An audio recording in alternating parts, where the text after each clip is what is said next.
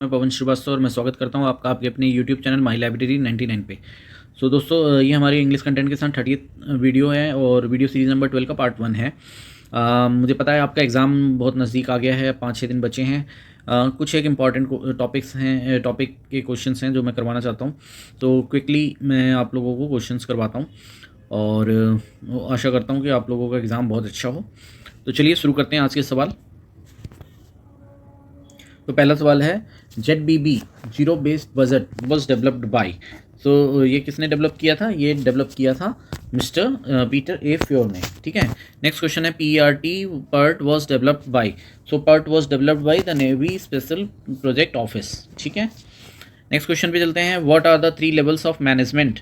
Management के 3 level कौन कौन से होते हैं? सो मैनेजमेंट के 3 level, top, middle and operational. Next question देखते हैं, what is the main function of middle management. So middle management का मेन फंक्शन क्या होता है? To involve in planning as well as in routine operational work. So उनका दोनों तरफ involvement रहता है। ठीक है। नेक्स्ट क्वेश्चन पे चलते हैं, which of the following has its objective to get maximum output. So maximum output का ऑब्जेक्टिव इनमें से किसका रहता है? ओके, इसमें मैनेजमेंट का जो ऑब्जेक्टिव है वो यही है, to get the maximum output. Next question पे चलते हैं। नेक्स्ट क्वेश्चन है, a small group of managers responsible for total management in the organisation is called. So ये क्या बोलेंगे इनको? सो ये जो स्मॉल ग्रुप ऑफ मैनेजर्स होते हैं ये टॉप मैनेजमेंट के लोग होते हैं। नेक्स्ट क्वेश्चन पे चलते हैं, measurement of performance of a service in relation to cost is. So उसको हम क्या बोलते हैं? इसको हम बोलते हैं cost, measurement of performance of a service in relation to cost. So that is a cost analysis. ठीक है।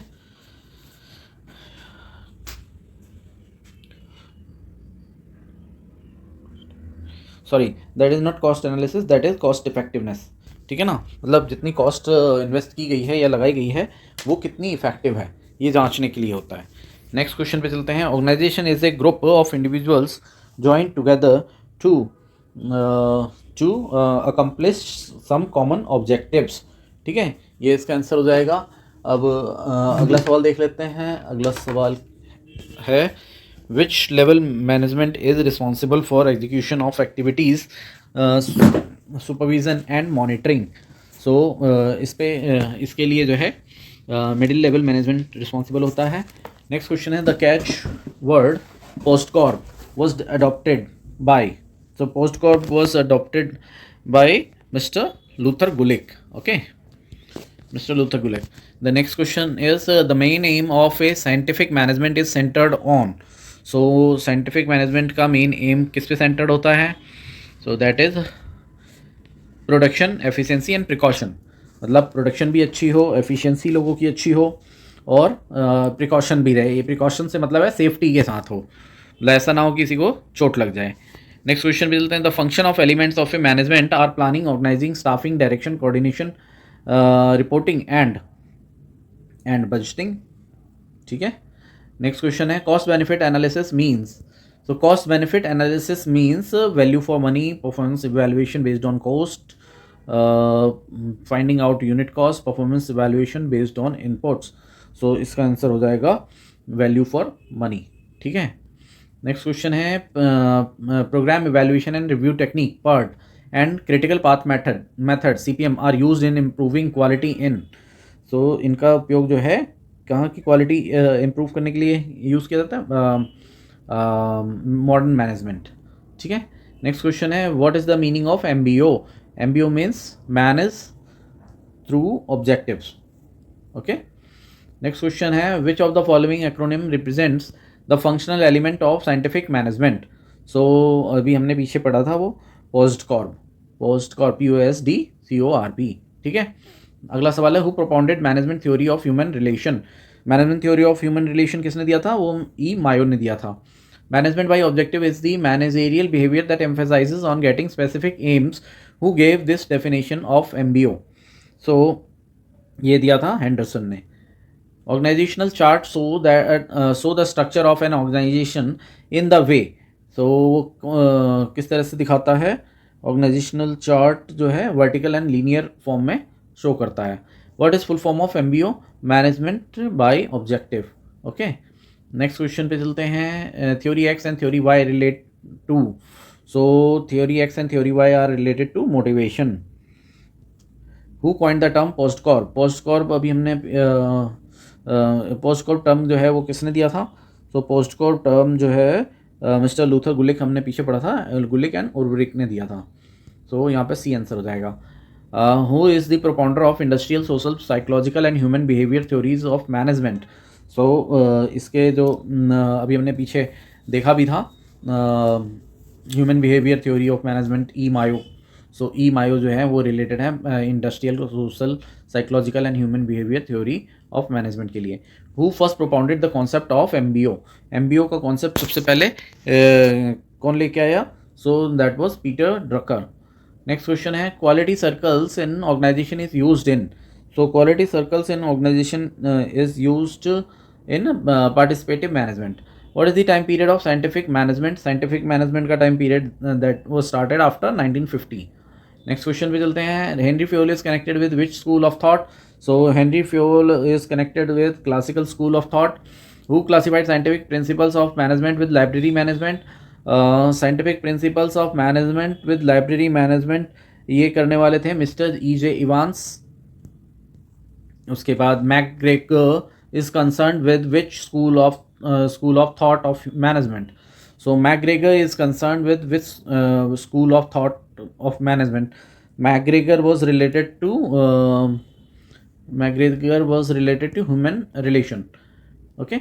Next question है the concept of motivation is mainly psychological. It relates to those forces operating within individual employee or subordinate which impel him to action certain way. Is who defines? So ये जो definition है ये किसने दी है? तो ये definition जो है ये दी है मैकफार्लैंड ने. डेफिनेशन क्या है एक बार फिर से देख लेते हैं. The concept of motivation is mainly psychological. It relates to those forces operating within individual employee और subordinate which impel him to act in certain ways. Who defines? ये मैकफार्लैंड ने डिफाइन किया है. नेक्स्ट क्वेश्चन है what is not the meaning of decision making? Decision making का क्या मतलब नहीं है? सो हमारे पास जो ऑप्शन दिए हुए हैं determining the object to come to a result, identification of policies, taking work from the workers. So taking work from the workers is not related to decision making. ठीक है, अगले सवाल पे चलते हैं. नेक्स्ट क्वेश्चन है मैच मेकिंग का. तो यहाँ हमें मैच करना है. तो हमारे पास जो ऑप्शंस हैं scientific management, unity of command, management by objective, forecasting. और इधर है esprit de corps, Peter Drucker, factor of और planning, production efficiency in prevention of waste and budgeting. So हमें ये मैच करना है. ओके, ठीक है.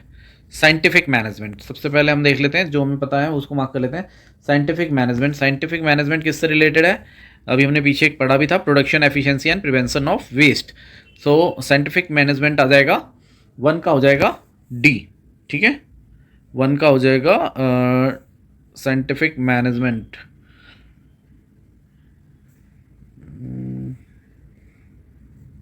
हाँ, 1 का हो जाएगा D. Okay, unity of command उसका हो जाएगा ए. सो 1 का हो जाएगा डी. यूनिटी ऑफ कमांड का हो जाएगा Spirit de corps. And forecasting is related to budgeting and management by objective is related with management by objective, factor of planning.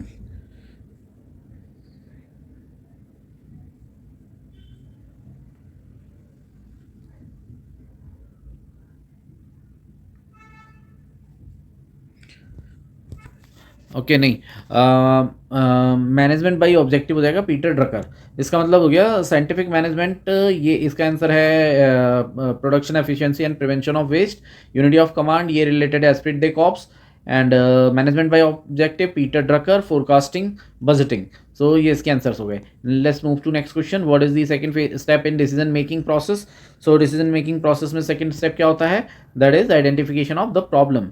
Next question है Likert name is associated with.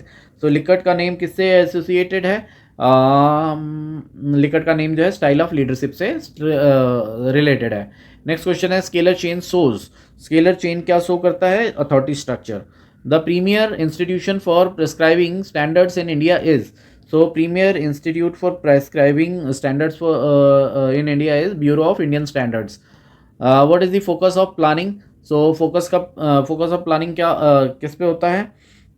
So that is decision making. Who has the right to take decision in the libraries? So libraries में decision लेने का जो right है वो किसका होता है? वो लाइब्रेरियन का होता है। Theory Y lays emphasis on, so theory Y lays emphasis on less external control more self control. Okay, next question है what are the guidelines for planning of a library system? So that is BIS standard. Douglas MacGregor is known for the theory X and theory Y. Scalar chain shows authority structure. What do you know about span of control? Span of control के बारे में आप क्या जानते हैं? A number of activities that a manager can effectively manage, strict control over the staff by the manager, various type of controlling the organization, the area of the organization to be controlled. Okay, what do you know about the span of control? Span of control हो जाएगा the number of activities that a manager can effectively manage. अगला सवाल है what is the meaning of a organizational structure of the library? So organizational structure of the library का क्या मतलब है? That is a blueprint of the structure of library. Next question है who propounded 10 principles of organization? So 10 principles of organization किसने दिया? वो mister उर्वरिक ने दिया। When two or more basic subjects having same relation approach from a specific subject, the relation is termed as, so the relation is termed as face relation. Next question पे चलते हैं transformation of traditional library to hybrid digital library is, so that is a change management. Next question है the stage is in product life cycle curve are, so product life cycle में के stages कौन कौन से होते हैं? Growth, maturity, profit, decline. ठीक है, अगला सवाल है who among the following considered organisation as a machine? So इनमें से किसने ऑर्गेनाइजेशन को एक मशीन बताया है? That is Wilson and Tauber. Next question है what is called the graphic presentation of the organisational structure? So that is a organisation chart. ठीक है, तो ठीक है दोस्तों, अभी के लिए इतना ही, मिलते हैं अगली वीडियो में। आशा करता हूँ आपको वीडियो पसंद आई होगी, और अगर आपको वीडियो पसंद आई है तो प्लीज़ लाइक करें, शेयर करें, कमेंट करें, और चैनल को अगर अब तक सब्सक्राइब नहीं किया तो प्लीज़ सब्सक्राइब कर लें। मिलते हैं अगली वीडियो में, तब तक के लिए बाय बाय।